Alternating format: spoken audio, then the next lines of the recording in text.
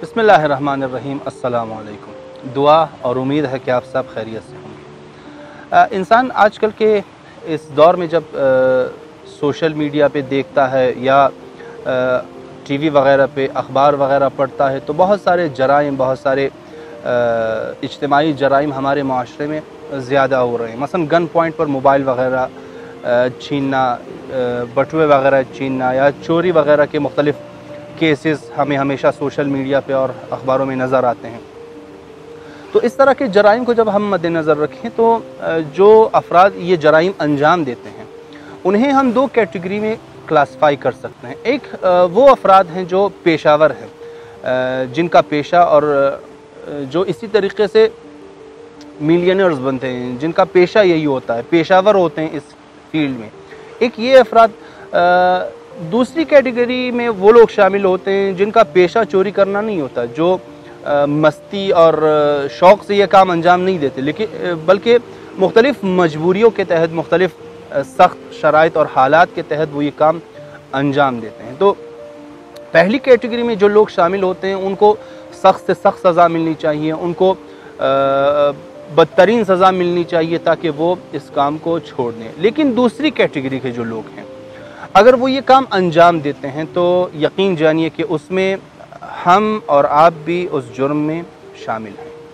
अगर न कहें कि बराबर के हिस्सेदार हैं तो इतना यकीन के साथ हम कह सकते हैं कि उसके जुर्म में हम ज़रूर शामिल हैं, थोड़ी ही मिक़दार में, लेकिन हम ज़रूर शामिल हैं। वो कैसे? वो इस तरह के जब कोई इंसान फ़क्र की वजह से, गुर्बत की वजह से, मुख्तलिफ़ मसाइल और मादी मुश्किलात की वजह से ये काम अंजाम देता है, तो हम और आप अपने माशरे में अगर जो फ़कीर व फ़ुक़रा हैं, जो गरीब और नादार अफराद हैं, जो सफ़ेद पोश अफराद हैं, अगर हम उनकी बरवक्त मदद करें, अगर हम इन मसाइल की तरफ तवज्जो रखें तो इस तरह के केसेस हमारे लिए, ये जो सेकंड कैटेगरी के लोग हैं, इस तरह के केसेस हमारे लिए क़त्अन पेश नहीं आएंगे।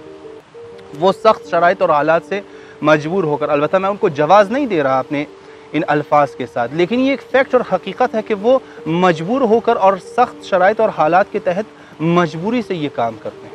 तो अगर हम बर वक्त इक़दाम करें तो इनमें से बहुत सारे मसाइल और केसेस को हम वुक़ू से पहले हम हल कर सकते हैं। कहते हैं कनाडा का किसी शहर में एक बूढ़े शख्स को रोटी चोरी करते वक्त पुलिस पकड़ ली। उसे अदालत में पेश किया जाता है। जब जज उससे पूछता है कि क्या तुमने चोरी की है, तो वो शख्स इकरार करता है कि हाँ, मैंने रोटी चोरी की है। तो जज उससे पूछता है किस लिए तुमने चोरी की है।